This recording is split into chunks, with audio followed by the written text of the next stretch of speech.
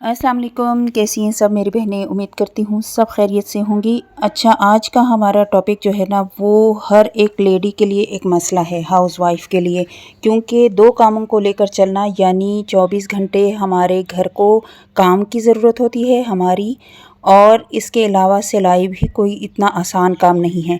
तो इन दोनों कामों को कैसे मैनेज किया जाए, इसके लिए मैं कुछ आपके साथ टिप्स शेयर करूंगी। और इसके अलावा एक दो कमेंट्स ऐसे हैं जो बार बार मुझसे पूछे जाते हैं, तो वो उन सवालों के जवाब भी मैं आपको इसी वीडियो में इंशाल्लाह दूंगी।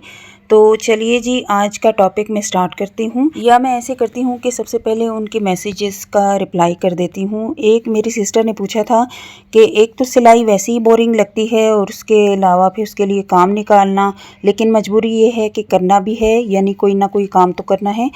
तो अगर आपको ये लगे ना कि मैंने कोई ना कोई काम तो करना है, तो वो सिलाई ही क्यों नहीं। लेकिन अगर आपको सिलाई में आपका दिल नहीं लगता था तो आपने सिलाई स्टार्ट क्यों की।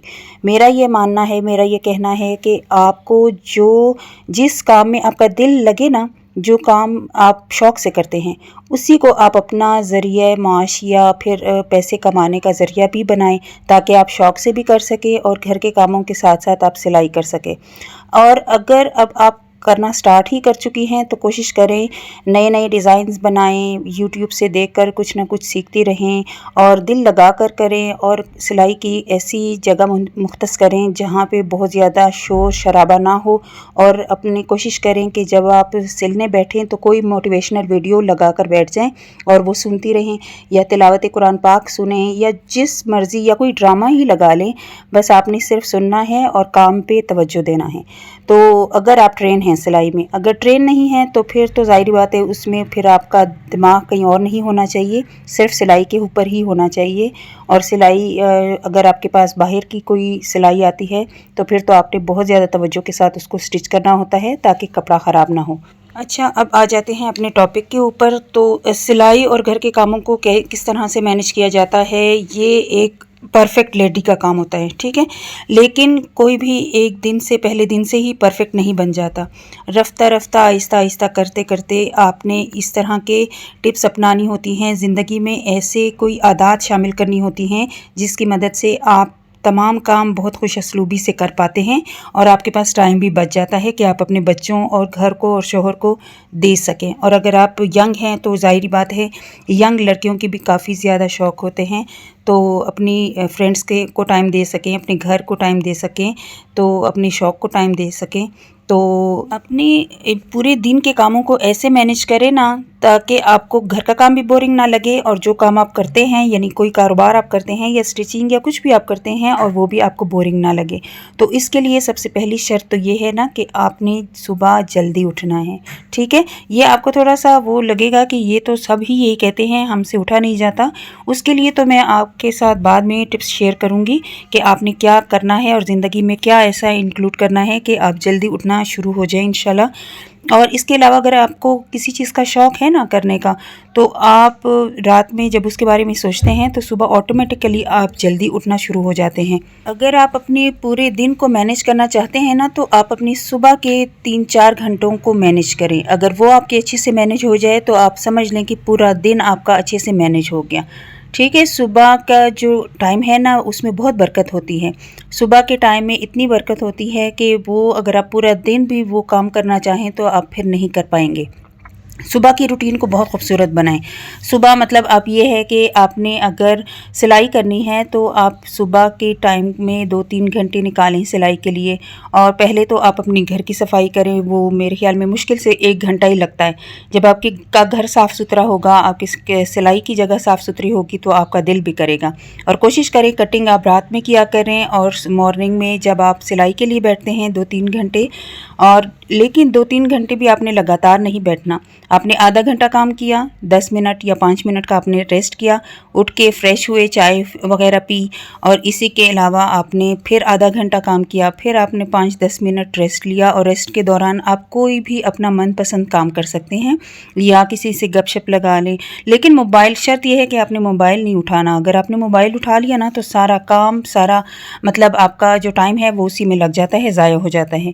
इन बातों का आपने ख्याल रखना है। और अगर आप लगातार सिलाई करते करते करते बोर हो जाते हैं तो आप 3 घंटे बेशक मत बैठें, आप आधा घंटा बैठें और 10 मिनट के रेस्ट करें और फिर आधा घंटा बैठें और उसके बाद उठ के किचन का काम करने शुरू हो जाएं। और किचन में भी ऐसे काम करें कि जैसे आप सालन बना रहे हैं तो साथ साथ आपने बर्तन धो लिए। किचन का काम आप एक साथ ही निपटा लिया करें। ये नहीं है कि बर्तन पड़े रहे हैं, आप सालन बना रहे हैं, बस सिर्फ सालन पे ही लगे हुए हैं। आपने जाकर सालन बनाया है तो उसके साथ किचन की सफाई भी कर लें।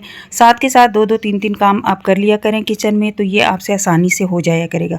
लेकिन जब आप सिलाई करेंगे तो सिलाई में सिर्फ आप सिलाई कर सकते हैं, बस सुनने का काम तो आप कर सकते हैं लेकिन हाथ का काम आप सिर्फ सिलाई ही कर सकते हैं। और सिलाई तो ऐसा काम है ना, आपने पहले से ज़हनी तौर पर उसके लिए तैयारी करनी होती है कि हाँ मैंने ये सूट स्टिच करना है, इसीलिए हम रात को कटिंग करते हैं ताकि पहले से हमने धागे वागे सब कुछ रेडी किया हो, बुकरम कटिंग गला सब कुछ पेस्ट किया हो, ताकि जैसे ही हम बैठें तो हमारी सिलाई स्टार्ट हो जाए।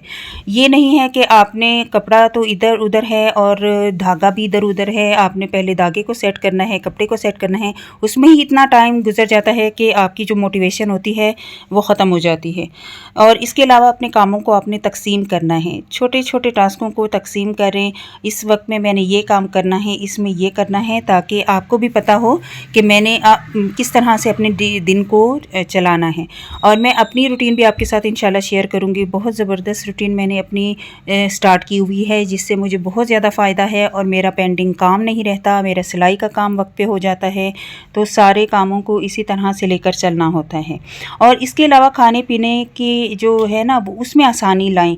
एक सालन बनाएं और कोशिश करें कि 2 टाइम वो चल जाए। और कोशिश करें कि सैटरडे संडे जब आपके बच्चे और हस्बैंड घर पे होते हैं तो उन दिनों में आप बहुत अच्छा पकाएं, कोई रेसिपीज़ ट्राई करें, नई नई चीज़ें बनाएं। उन 2 दिनों में आप कुछ ना कुछ नया किया करें। और हफ्ते के बाकी जो काम के दिन होते हैं 5 दिन, उनमें कोशिश करें कि दाल चावल बनाया करें, कोई इस तरह का सालन बनाया करें, या चिकन निहारी वगैरह इस तरह का जो जल्दी भी बन जाए और मतलब बस आपने उसको पकाया और वो गलने रख दिया। और इसके अलावा बहुत ज़्यादा जैसे बिरयानी होगी वो सैटरडे संडे बना लिया करें, या हलीम हो गया, इस तरह की चीज़ें आप ना सैटरडे संडे बना लिया करें, या कोई नई रेसिपी ट्राई करनी होती है। इस तरह से मैनेज करके चलेंगे ना तो कोई मुश्किल नहीं होगी और घर के लोग भी आपसे नाराज़ नहीं रहेंगे। और इसके अलावा इन दोनों कामों के लिए ज़रूरी है कि आप लगातार दोनों कामों को लेकर चलें। डेली बेसिस पे वक्त निकालना सिलाई के लिए और घर के कामों के लिए ये आपका काम है। और किस तरह से दिन को मैनेज करना है ये तरीका मैं आपके साथ इंशाल्लाह शेयर करूँगी आगे चल के। तो इस तरह से दोनों कामों को आपने लगातार कंटिन्यूटी के साथ करना है। ये नहीं है कि आज तो पूरा दिन आपने सिलाई नहीं की और कल के लिए आपका बर्डन बन गया और पूरा दिन आप बैठी हुई हैं, सिलाई भी आपसे नहीं हो रही और घर का काम भी आपका मैनेज नहीं हो रहा। आपने घर के कामों को जैसे सफाई है तो इसके लिए भी आपने डेली के कोई एक एक कोना साफ़ करना है। एक दिन में एक किया, दूसरे दिन में दूसरा किया। डीप क्लीनिंग के लिए आपने घर को छोड़ना ही नहीं है, ताकि डीप क्लीनिंग आए भी ना और आपका डेली बेसिस पे कोई ना कोई एरिया डीप क्लीन होता रहे। इससे आपके लिए कोई डीप क्लीनिंग के लिए टाइम निकालना भी नहीं पड़ेगा। इसी तरह मोटिवेशनल वीडियोज़ इंशाल्लाह लाती रहूँगी। फिर मिलूँगी। अल्लाह हाफिज़।